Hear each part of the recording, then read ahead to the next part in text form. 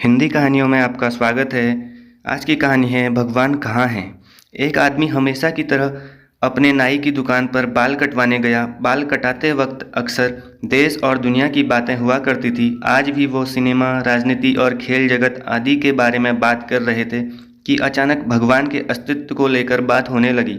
नाई ने कहा, देखिए भैया, आपकी तरह मैं भगवान के अस्तित्व में यकीन नहीं रखता। आदमी ने पूछा, तुम ऐसा क्यों कहते हो? नाई बोला, अरे ये समझना बहुत आसान है। बस इस गली में जाइए और आप समझ जाएंगे कि भगवान नहीं हैं।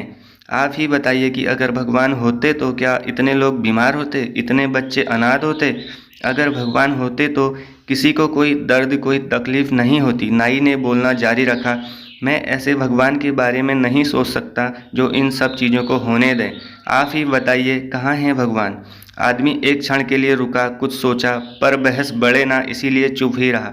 नाई ने अपना काम पूरा किया और आदमी कुछ सोचते हुए दुकान से बाहर निकला और कुछ दूर जाकर खड़ा हो गया। कुछ देर इंतजार करने के बाद उसे एक लंबी दाढ़ी मूंछ वाला अधेड़ व्यक्ति उस तरफ जाता दिखाई पड़ा। उसे देखकर लगता था मानो वो कितने दिनों से नहाया धोया ना हो। आदमी तुरंत नाई की दुकान में वापस घुस गया और बोला, जानते हो, इस दुनिया में नाई नहीं होते।